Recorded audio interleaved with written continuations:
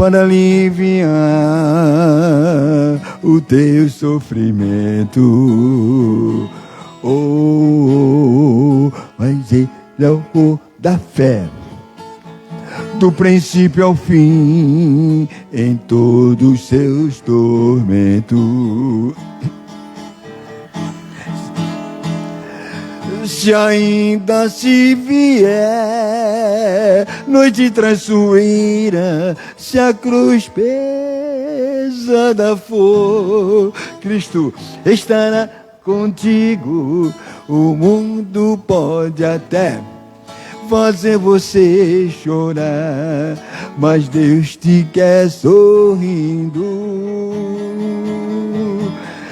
Se ainda se vier noite traiçoeira, se a cruz pesada for, Cristo estará contigo.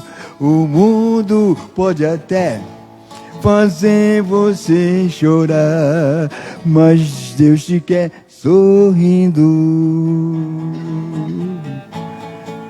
Mas Deus te quer sorrindo. Mas Deus te quer sorrindo. Mas Deus te quer sorrindo.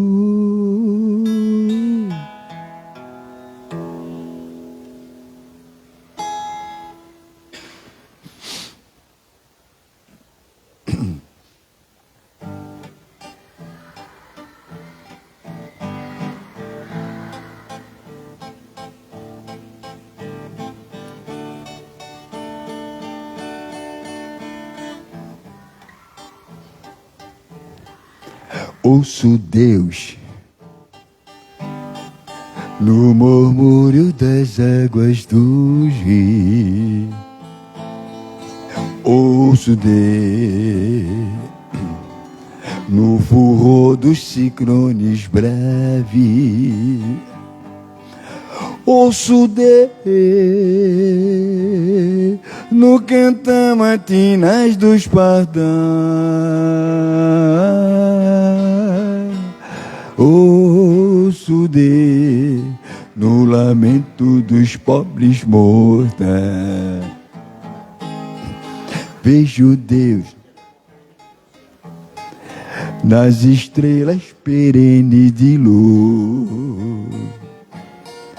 Vejo Deus no esplendor da alvorada trado. Vejo Deus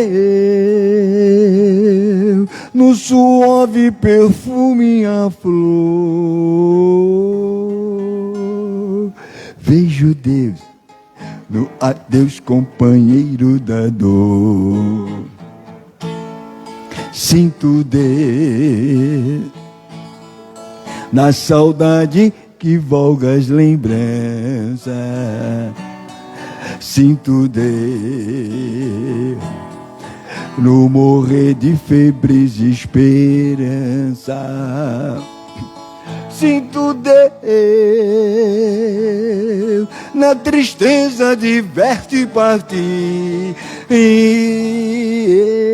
Eu sinto Deus na tua volta, o irmão a sorrir. Ouço Deus no murmúrio das águas do rios. Vejo Deus no furor dos ciclones braves. Sinto Deus no cantar matinais dos pardais.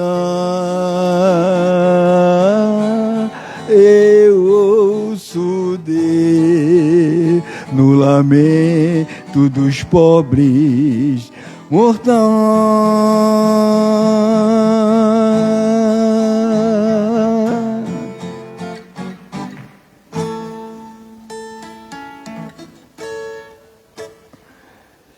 Eita.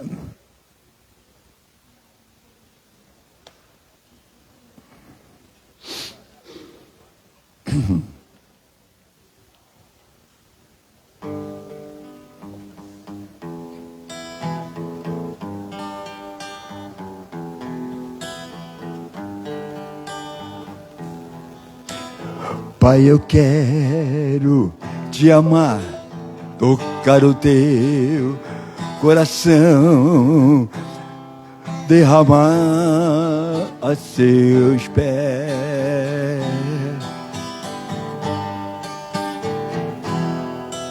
Mais perto eu quero estar, Senhor, te adorar com tudo que eu sou, te render glória, aleluia,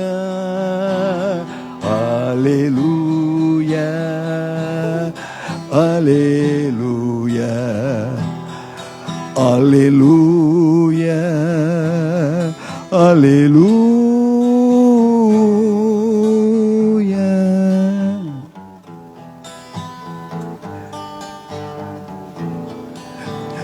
Quantas lutas vieram me derrubar, firmado em ti estarei, tu és o meu refúgio, ó Deus.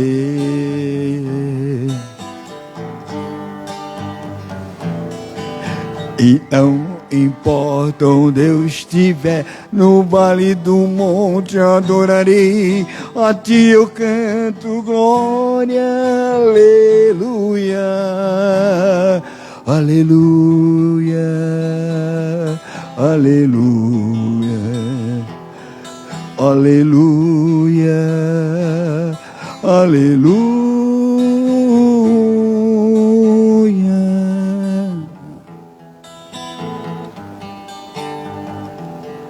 Senhor, preciso do teu olhar, ouvir as batidas do teu coração, me esconder-me nos teus braços, ó Pai.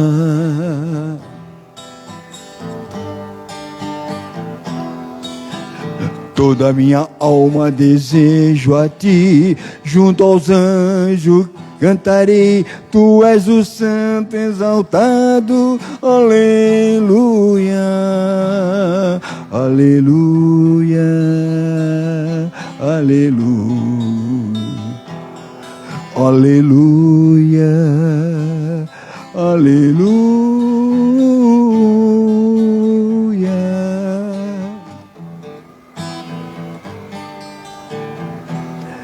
Senhor, preciso do teu olhar, ouvir as batidas do teu coração, me esconder-me nos teus braços, ó Pai.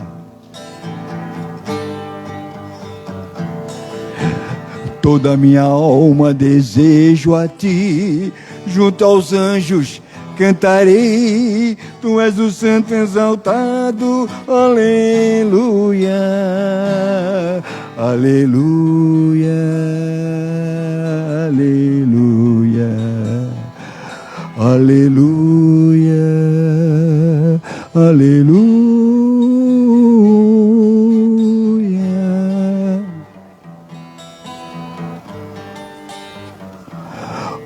Aleluia, aleluia, aleluia, aleluia.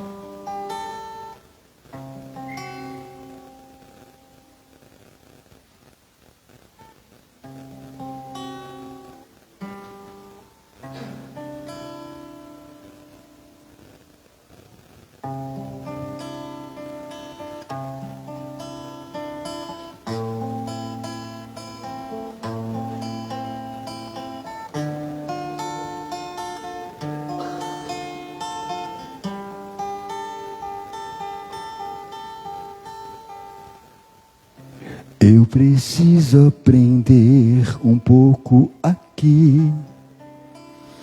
Eu preciso aprender um pouco ali. Eu preciso aprender mais com Deus. Ele é que cuida de mim. Se uma porta se fecha aqui, outra porta se fecha ali. Eu preciso aprender mais de Deus. Ele é que cuida de mim. Deus cuida de mim.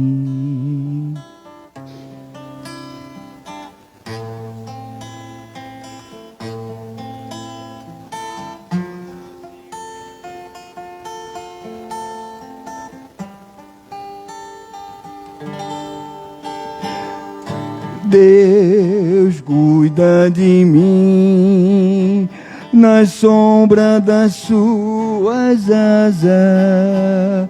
Deus cuida de mim. Eu amo a sua casa e não ando sozinho. Não estou sozinho, pois Deus cuida de mim. Deus cuida de mim na sombra das suas asas. Deus cuida de mim. Eu amo a sua casa e não ando sozinho. Não estou sozinho, pois Deus cuida de mim. Deus cuida de mim.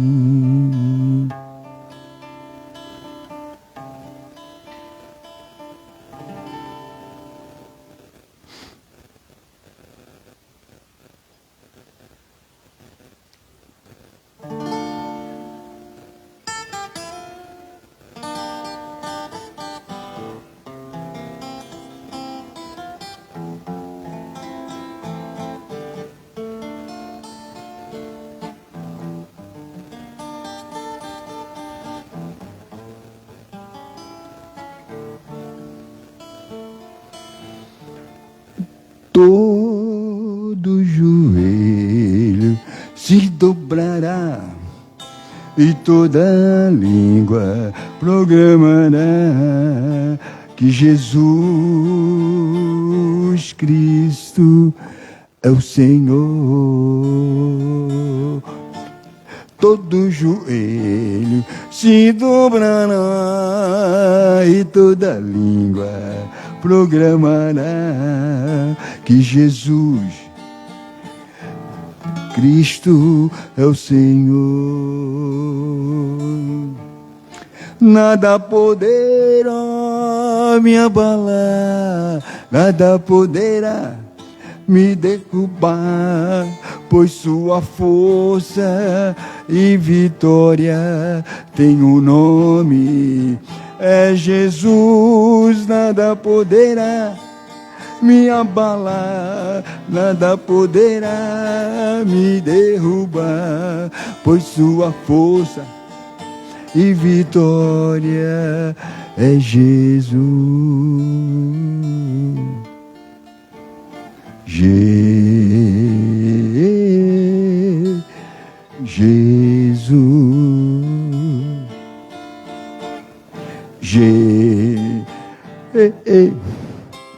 Jesus, Jesus, Jesus,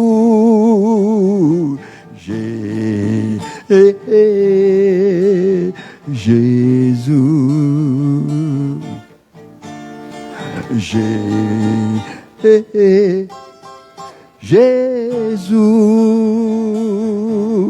nada poderá me abalar, nada poderá me derrubar, pois sua força e vitória tem um nome, é Jesus, nada poderá me abalar, nada poderá me derrubar, pois sua força e vitória é Jesus.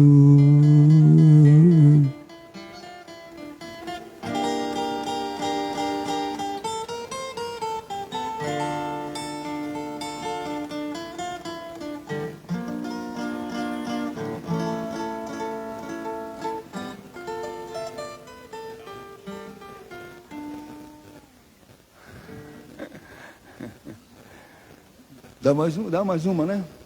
Põe a luz e encerra. Põe a luz e encerra, tá bom?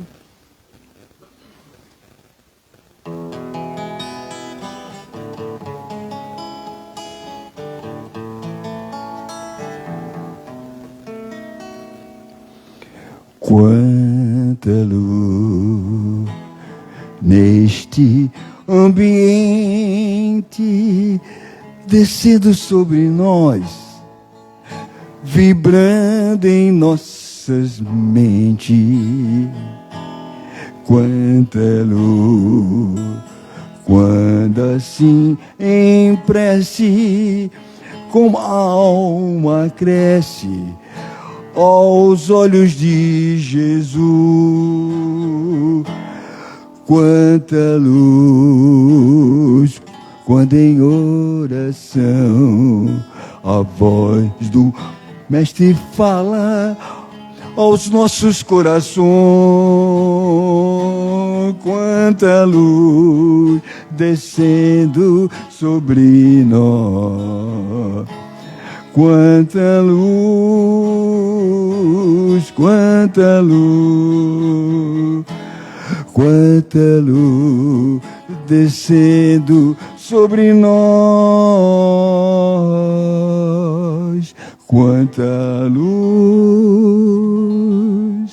quanta luz.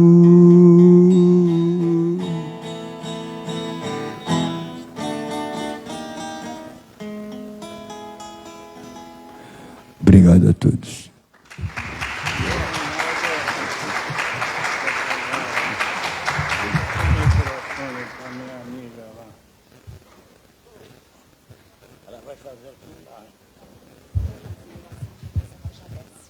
Aí depois que ela termina a palestra, tu me dá para eu dar uns recados por causa do celular. Quando ela termina a palestra, tu me dá o celular, o microfone, que eu vou falar sobre os celulares.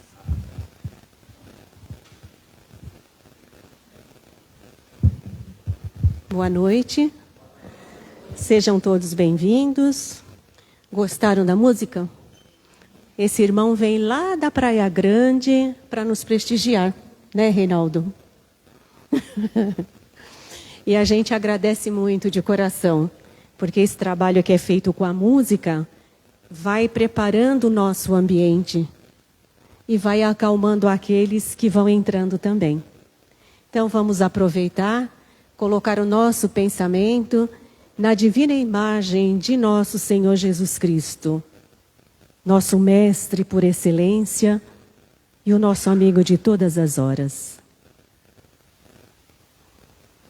Pai nosso que estais nos céus, santificado, Pai. Seja o teu santo e divino nome e venha a nós o teu reino de paz, de amor e de bondade. E seja feita a tua vontade, assim na terra como em todo o espaço.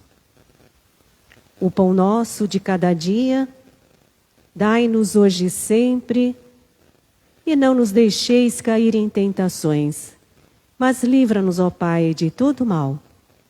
Porque teu é o reino, o poder, a glória, para todo sempre. E a cada dia que se inicia, ó Jesus, fortalecidos no teu amor, que possamos colocar o perdão em nossas ações diárias, como forma de reajuste às leis do Pai e aos nossos irmãos. em especial aqueles que necessitam do nosso perdão para progredirem em suas caminhadas. E te pedimos, ó Jesus, o amparo e o amor para que um dia nós também possamos ser perdoados por todos aqueles que magoamos ou ofendemos. Obrigada, Pai. Obrigada, Mestre Jesus. Pedimos a proteção da corrente espiritual desta casa, da corrente espiritual de proteção externa, da corrente espiritual desse trabalho e de todos os mentores que se fazem presentes.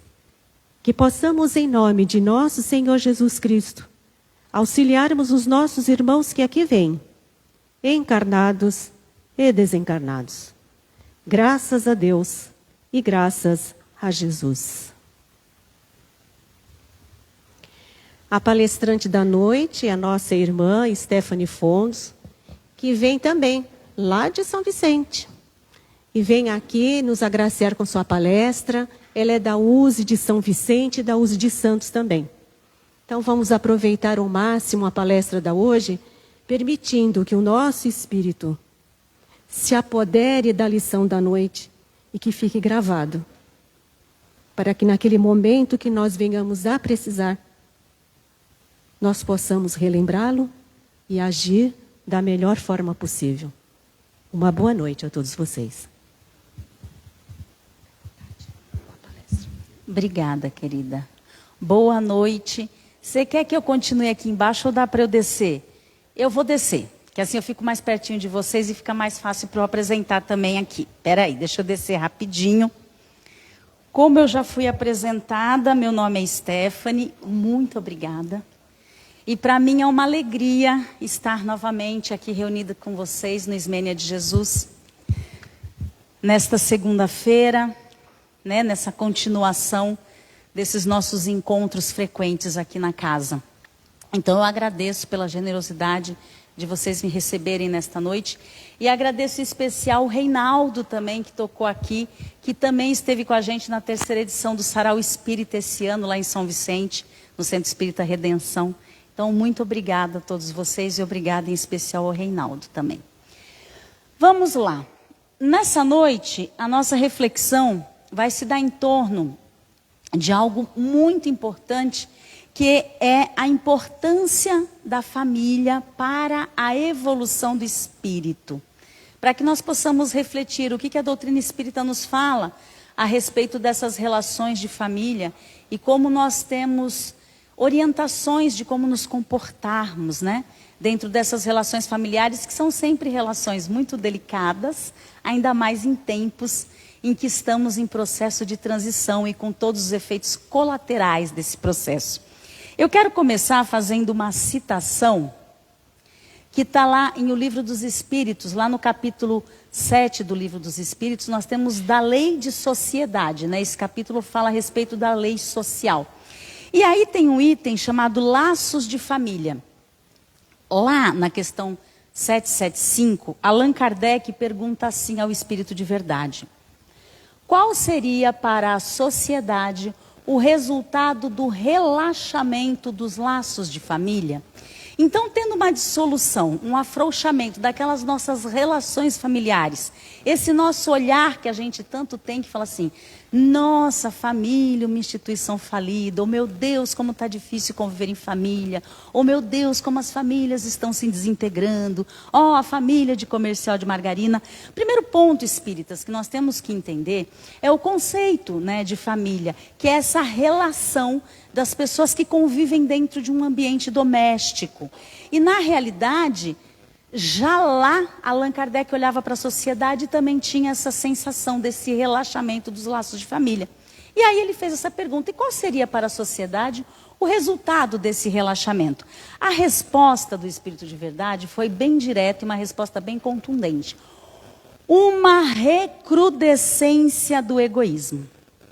Recrudescência não é uma palavra com a qual a gente esteja habituada, então vamos entender o que significaria recrudescer. Recrudescer é reaparecer com um sintoma mais forte e preocupante. uma doença, uma epidemia grave. Essa é a definição que nós temos de recrudescer lá no dicionário. Então, um relaxamento dos laços de família na sociedade, o resultado seria uma recrudescência do egoísmo. Para a gente conseguir entender, eu gosto de trazer um exemplo bem material, que a gente é bom de entender quando o exemplo é material. Por exemplo, o vírus da dengue. Alguém aqui já teve dengue? Eu já tive, né? É muito ruim ter a dengue, não é? Porque além de ser uma doença que você fica um tempão bem abalado, às vezes ainda fica com sequela e tal. Ok, quando a gente se cura da dengue, qual é o nosso maior medo? Ter uma reinfecção do vírus da dengue. E por quê? O que acontece? Qual a possibilidade de uma reinfecção? Se tornar uma dengue hemorrágica. E qual é o resultado de uma dengue hemorrágica? Normalmente ela é letal, leva à morte. Então, uma recaída ou uma reinfecção do vírus da dengue é exatamente uma recrudescência. Ponto a nós observarmos. Então, por que esse vírus, nessa segunda reinfecção, se torna tão letal? Porque, na realidade, ele já conhece o nosso organismo. Esse vírus já conhece a nossa imunidade, os nossos pontos fracos. Por isso que, numa reinfecção, ele se torna muito mais forte. Entenderam o que é uma recrudescência do egoísmo na sociedade, ao nós termos o relaxamento dos laços familiares? Porque, raciocinem comigo, do que é que nós tanto tentamos nos afastar nessas nossas múltiplas existências, nessas muitas experiências de reencarnação? Exatamente do nosso egoísmo e do nosso orgulho. Porque a gente não tem lá na codificação, que são as duas maiores chagas da humanidade, são os nossos dois pontos mais frágeis, justamente o egoísmo e o orgulho. Então, há longas e longas experiências e a duras penas, a gente tenta ir exatamente para o desenvolvimento das virtudes que nos afastem do vício do egoísmo. E olha que interessante, qual é o contraponto do egoísmo? É exatamente a solidariedade. Que a solidariedade é quando eu dou sem esperar algo em troca. É a fraternidade, que é quando eu olho para o outro e vejo no outro, de fato, um irmão, um semelhante. É a humildade, que é quando eu, independentemente de todos os recursos que eu disponha, eu entenda que eu não estou acima de ninguém ou de nada. Então, vocês percebem que todas essas virtudes fazem o contraponto exatamente com o egoísmo. Ora, então essa história de que o relaxamento dos laços de família daria na sociedade uma recrudescência do egoísmo, tem que nos deixar muito alertas. E aí, para a gente entender bem e trazer isso até para a nossa realidade hoje, do que os espíritos nos falam a respeito da importância da família para a evolução do espírito. Porque, veja, nós sabemos a importância da família na questão material. Quando qualquer um nasce numa família, precisa do suporte familiar, de uma tutoria para crescer, para se desenvolver profissionalmente, como ser na sociedade, para ter as suas conquistas, os seus ganhos materiais. Isso a gente já sabe. Mas e esse, dentro de um aspecto espiritual, será que é tão importante assim? É fundamental. E aí, quando a gente olha para a nossa sociedade, daquele desânimo que a gente fala assim, mas caramba, está tão difícil viver em família. A gente tem que entender que nós estamos no meio de um processo evolutivo. E que se eu buscar aí, para a gente pensar em quesito família, em conceito de família, só falando historicamente da nossa própria geração, do nosso próprio grupo hoje encarnado na Terra, ou um grupo próximo, já que estamos todos aí numa faixa etária semelhante, ainda que não tenha todo mundo a mesma idade. Mas, se eu buscar, por exemplo, a nossa infância, a gente vai descobrir que em algumas décadas, menos de 100 anos, nós já vivenciamos muitas coisas. E por que isso acontece? Porque a gente também tem, através da doutrina espírita, a informação de que em determinados momentos, quando é necessária uma transformação, uma mudança mais emergente e maior, então alguns eventos eles se reúnem e eclodem, eles acontecem para que aquele grupo de espíritos sinta a necessidade da mudança. Então, se a gente parar para pensar, vamos falar um pouquinho de história, sobre história. Até meados da década de 50, década de 60, nós tínhamos um modelo chamado modelo familiar clássico, ou do pai orientador. Quer ver como a gente vai lembrar? Na sua infância, e até na infância dos seus pais, lembra quando aquela frase assim, ó, quando seu pai chegar em casa, era o suficiente para manter a ordem, não era? Então, porque neste modelo familiar social que nós tínhamos, era a figura normalmente do pai que mantinha essa ordem e essa disciplina. E na realidade a gente ouvia essa frase, mas quem que realmente mandava na casa? A mãe. Só que, dentro desse formato, era comum que um dos dois, e normalmente a mulher, que já era culturalmente educada para isso, ficasse num papel coadjuvante. Ou seja, ela aceitava ficar em segundo plano para que o homem, o pai, e normalmente era o provedor único da família, mantivesse esse papel do macho alfa, esse papel da ordem e da disciplina. E aí, se nós buscarmos na nossa lembrança, a gente também tem certeza de que nesse período nós vivíamos, por exemplo, muito mais privações do que nós temos na sociedade de hoje. Nós tínhamos menos opções de coisas para comer, de roupas para vestir, menos opções de lazer, menos opções de educação, menos opções na saúde. Hoje nós temos muito mais opções. Mas, ao mesmo tempo em que pese termos mais privações, nós tínhamos dentro desse modo de convivência uma sensação de harmonia e de segurança. Tanto que era muito comum a gente já ter aquela sensação de que um irmão cuidava do outro. Não era assim? Normalmente os mais velhos já cuidavam dos mais novos. Inclusive tinha uma certa autoridade sobre os mais novos. Só que, espíritas, a gente tem que entender que a sociedade está em processo de mudança, que nós estamos, de novo, em transição planetária para processo evolutivo. E sabemos, enquanto espíritas, que o planeta Terra está transicionando de planeta de provas e expiações para planeta de regeneração. E lembra aquela informação de que os acontecimentos nos balançam para que a gente sinta a necessidade de mudança? Se pensarmos historicamente, por exemplo, nós tivemos a Segunda Guerra Mundial, que por incrível que pareça não tem nem 100 anos. Ela vai completar 80 anos em 2025, ano que vem. A Segunda Grande Guerra Mundial aconteceu de 1939 a 1945, ela durou 6 anos. E essa guerra especificamente, ao invés de ser uma guerra de um conflito mais isolado, como nós vemos hoje na Ucrânia, como a gente vê na faixa de Gaza, ela foi um conflito civil armado mundial. Todos os países participaram da guerra, inclusive o Brasil. No Brasil, nós tivemos muitos soldados que foram lá para a Itália. Vocês lembram dos soldados de guerra brasileiros? Lá teve até novela sobre isso. Os pracinhas, os soldados brasileiros, inclusive tem o batalhão lá de São Vicente, o 2º BIL, que é o batalhão de infantaria leve, e vários soldados do batalhão de São Vicente, na época, foram para a guerra, para guerrear lá na Itália, porque existiam 2 grandes eixos, era o eixo central e os países aliados que lutavam contra esse eixo central. Então o Brasil entrava com os outros países nesse grupo dos países aliados. Gente, isso tem menos de 80 anos. É pouco tempo, isso faz uma transformação social muito grande. E o que aconteceu especificamente, bem resumidamente nessa época? Os homens saíram de suas casas para ir para o campo de batalha. E as mulheres que permaneceram sozinhas precisaram ir para a rua ganhar o sustento da família, principalmente para as fábricas. E aí depois teve aquela história de todo o movimento de autonomia e independência feminina, que eu não vou entrar nesse campo, mas para simplificar, para sintetizar, quando os homens voltaram, terminada a guerra que eles voltaram, os que voltaram, porque muitos não voltaram, outros voltaram com grandes traumas de guerra, já encontraram uma configuração de família diferente, onde a mulher já não tinha mais total dependência financeira. E a forma dela de pensar também ficou um pouquinho diferente. Só isso já muda bastante um formato familiar. Associado a isso, um pouquinho depois da Segunda Guerra, nós tivemos a segunda grande revolução industrial.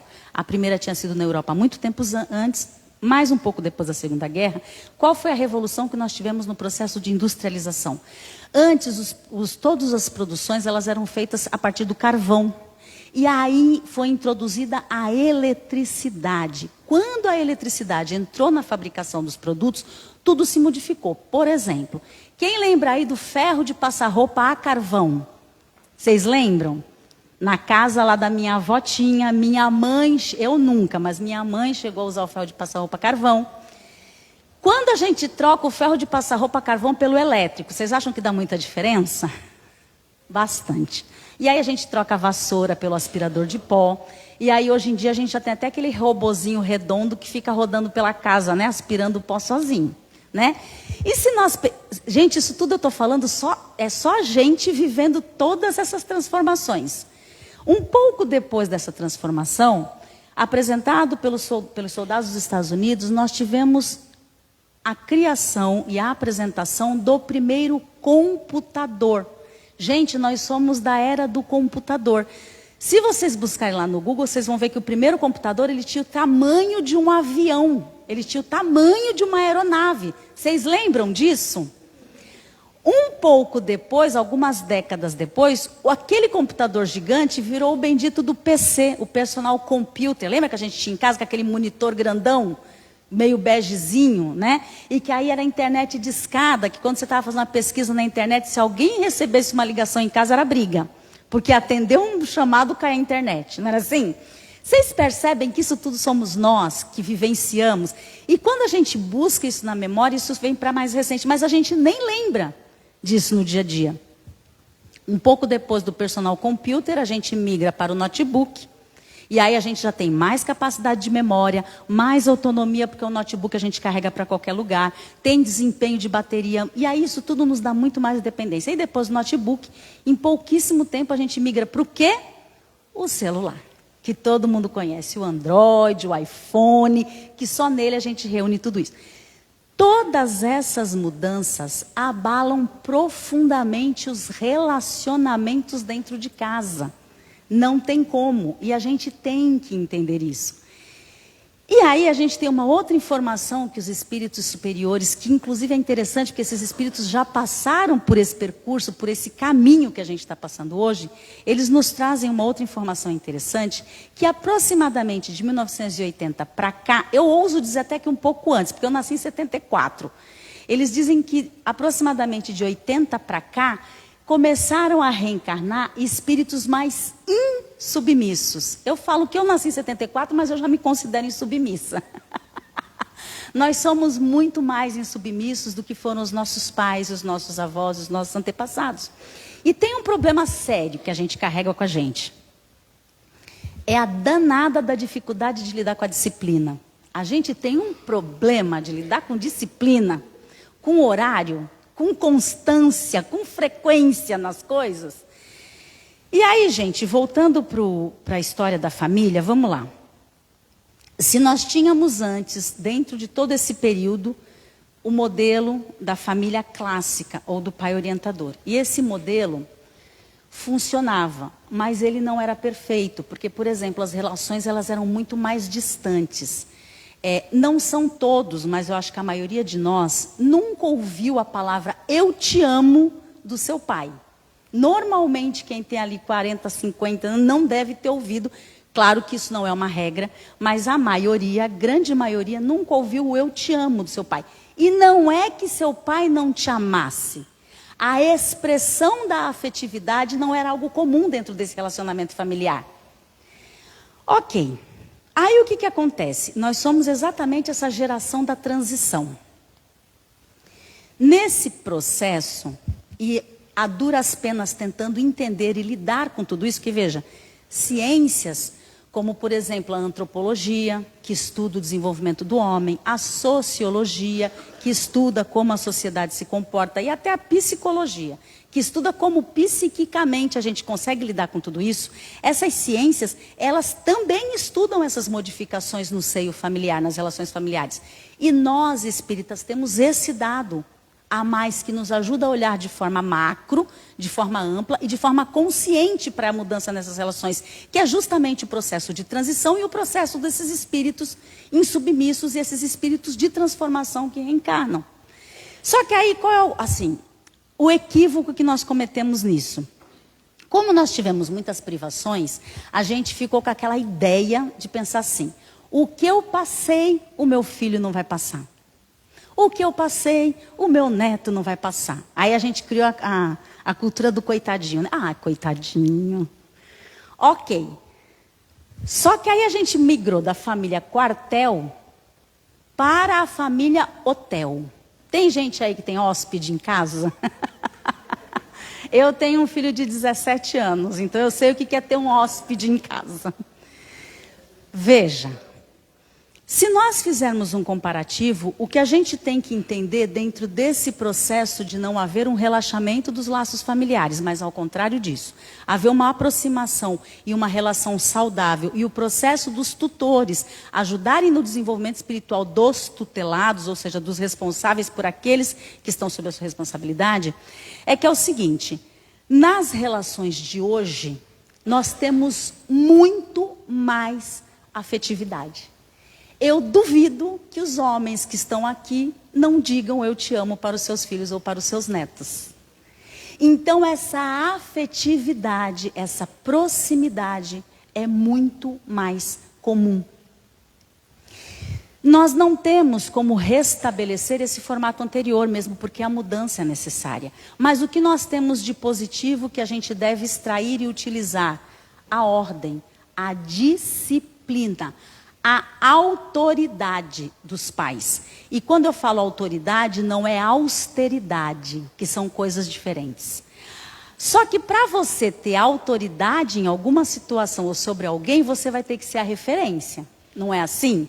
Porque segundo Pestalozzi, que aliás Pestalozzi foi um dos que a Kardec seguiu, ele tinha uma frase maravilhosa que ele dizia assim, a palavra ensina, o exemplo arrasta.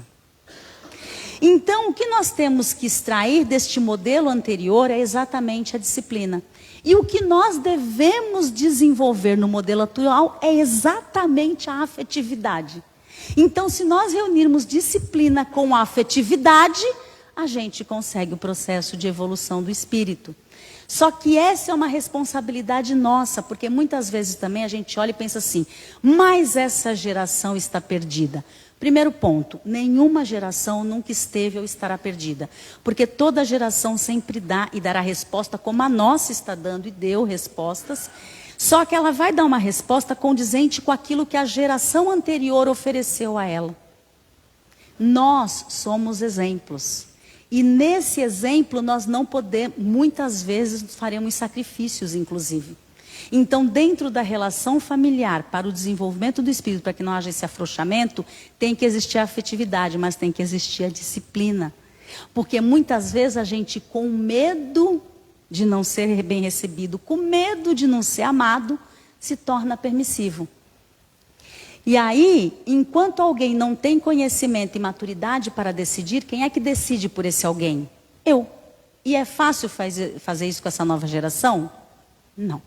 Eu tenho um filho de 17 anos, eu sei o que eu falo. Só que aí, nem sempre a gente vai fazer o que a gente quer. A gente tem que fazer o que é necessário fazer. Por quê? Porque uma família, um projeto familiar, é um projeto que não é de curto prazo. Não é para esta relação só da existência atual. Projeto familiar é um projeto para a evolução de espíritos. Onde que a gente tem uma informação importante a esse respeito? Lá em O Livro dos Espíritos também, na questão, lá no capítulo 6, que fala da infância, o capítulo anterior ao capítulo da sociedade, vai da questão 379 a 385. Na questão 383, Kardec perguntou assim ao Espírito de Verdade.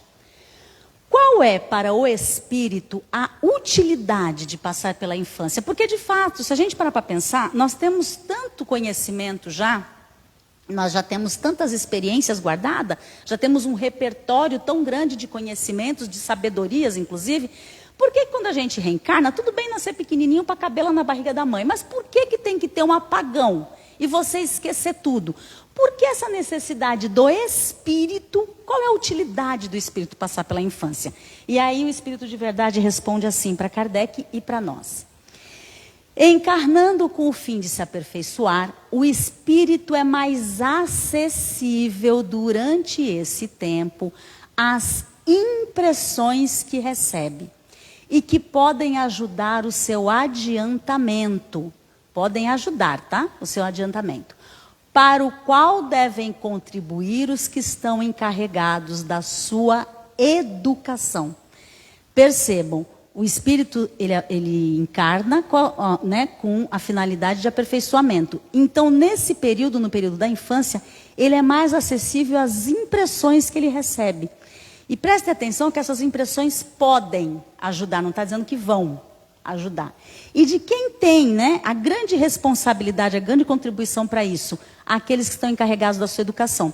Aí tem o número 1 aí, porque Allan Kardec, que inclusive era professor e cientista, ele faz uma observação nessa resposta. Esse 1 é uma observação de Kardec, ele fala assim: os pais e os professores espíritas devem ponderar sobre este item, sobre essa resposta, e os que se lhe seguem.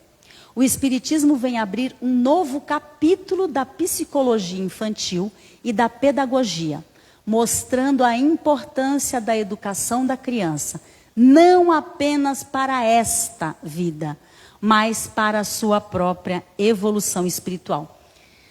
Observem que o Espírito de Verdade deu essa resposta, e Allan Kardec fez esse adendozinho. Essa resposta aconteceu 100 anos antes de uma descoberta da psicologia, da ciência da psicologia mais atual, que chama-se teoria do imprint psicológico. O que essa teoria nos diz? Nos diz que nós, seres humanos, aprendemos na infância, que durante o período da infância, nós temos uma plasticidade neurológica, ali uma janela em branco aberta, onde são impressas todas as experiências que nós temos. O que isso significa? Lembra a frase de Pestalozzi, que a palavra educa e o exemplo arrasta? Significa que durante a infância, aquele espírito encarnado, ele muito além de aprender do seu desenvolvimento intelectual, como aprender a falar, porque é com a família que ele aprende a falar, aprender a andar, aprender a comer sozinho, a ir para a escola e aprender o abecedário, os números, muito além disso. É por observação e reprodução que o espírito aprende na convivência prática familiar comportamentos, conceitos e crenças. E observem, nós aprendemos por observação e reprodução. E aí a gente vai repetindo.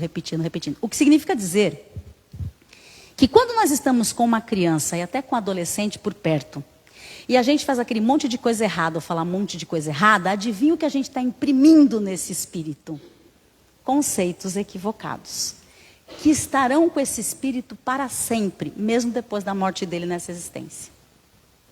Por quê? Aí, eu volto a falar, e até lembrando aqui do meu filho de novo de 17 anos. Quando chega na fase da pré-adolescência e da adolescência, que é uma fase bastante sensível na relação de pais e filhos, ou avós e netos, ou tutelados e tutores, não é difícil essa fase? Eu costumo brincar, que eu até vivi essa experiência com meu filho, que assim, quando você tem uma criança sob a sua responsabilidade, até 10, 11, 12 anos, você tem um fã.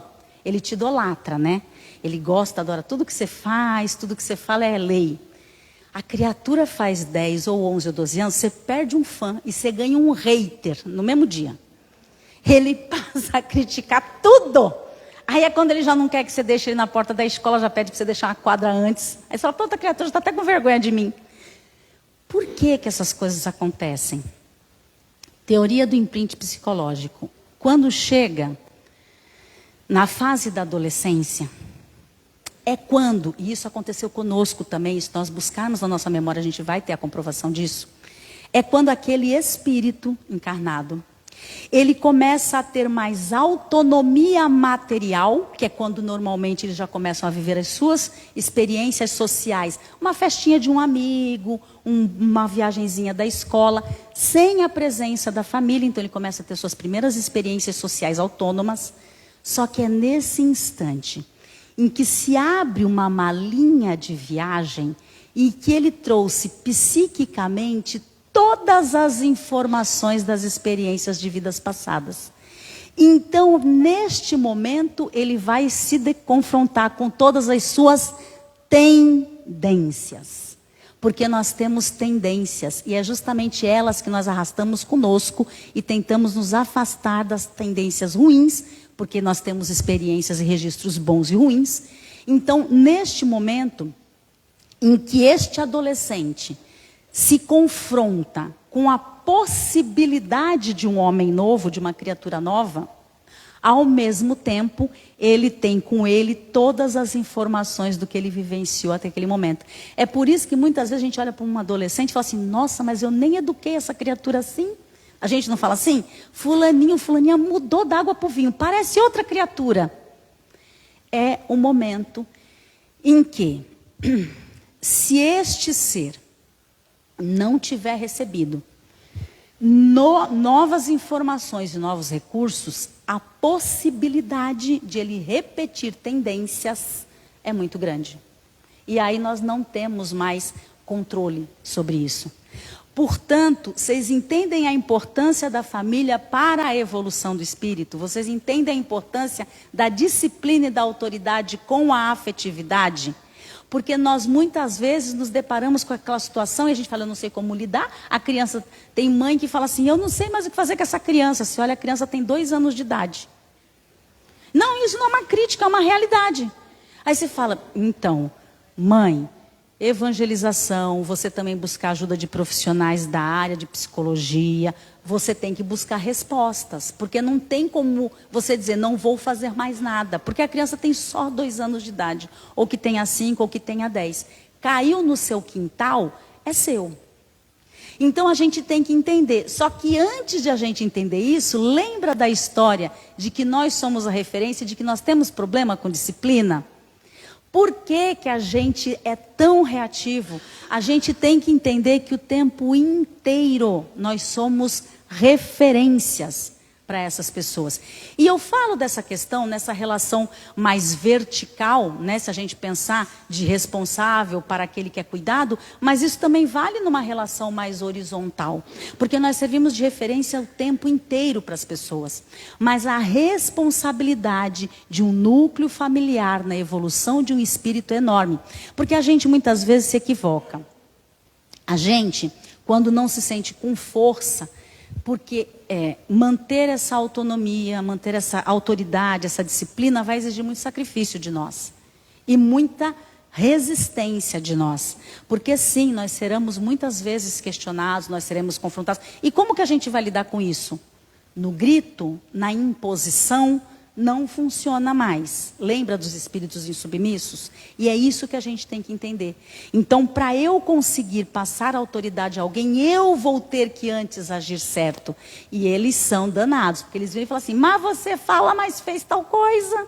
Eles não falam assim pra gente? Direto. E eles estão errados? Não. Aí você fala assim, cala a boca, quem manda sou eu. Acabou a moralidade dentro da relação. Então, errei, mas não estou errando mais. Mas entenda, tem que ter uma hierarquia aqui. Outra coisa, a história da hierarquia, gente. É fundamental nós entendermos que dentro de uma família, cada um tem que ocupar o seu papel. Porque até energeticamente esse é o papel que deve ser ocupado. Então a gente não pode permitir, por exemplo, que os nossos filhos gritem com os nossos pais. Não, a gente não pode permitir esse tipo de coisa. Porque tem que existir uma hierarquia familiar. Disciplina e hierarquia salva espíritos. A gente tem que entender isso. Hierarquia e disciplina salva espíritos. Então o processo é esse, ninguém está dizendo que vai ser fácil. E uma última informação, e depois vou terminar com uma última questão para nós refletirmos, sairmos daqui refletindo.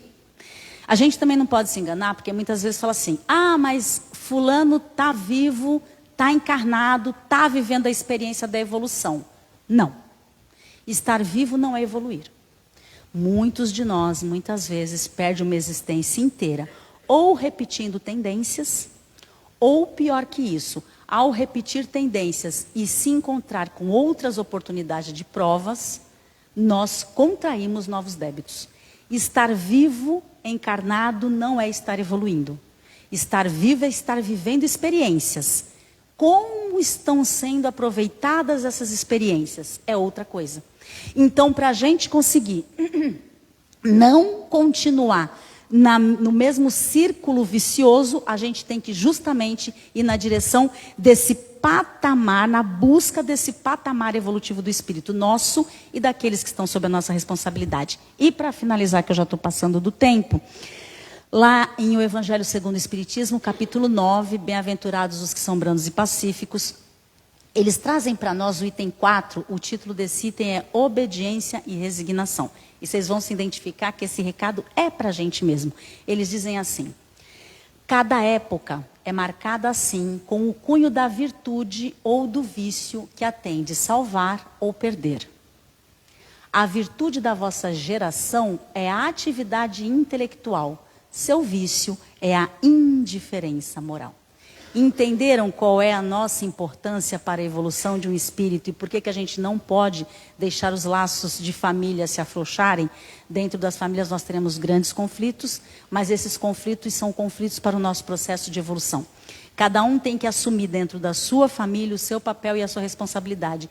E isso vai significar transformação, sacrifício, resistência e persistência. E é para isso que nós estamos aqui. É isso, gente. Boa noite, que nós tenhamos uma continuação de semana maravilhosa. E muito obrigada por me receberem. Muito obrigada mesmo. Muito obrigada. Vou pegar teu celular.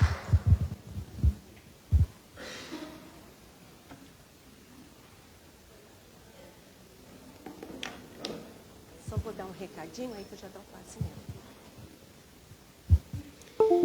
Vou aproveitar para dar um recadinho. Aqueles que puderem colaborar com a nossa casa, com material de higiene. Nós estamos precisando. Sabão em pedra, sabonete, desodorante, spray. Tudo que é relacionado à higiene pessoal. Papel higiênico, o desodorante, spray. E gostaria também de estar pedindo para vocês que, ao entrarem ao nosso salão, que coloquem o celular no silencioso. É um respeito à espiritualidade que se faz presente na casa. Todos nós temos a nossa vida trabalhista, a nossa vida diária, as nossas preocupações. Mas ao entrarmos aqui, nós viemos buscar alguma coisa. A presença de Jesus. Então não é compatível o celular tocar nesse momento. Aqueles que têm compromisso, que em determinado horário precisarem atender o telefone, fazer uma ligação, nós temos a área externa. Façam uso dela se for necessário. Tá bom? Uma boa noite e vamos aos passos.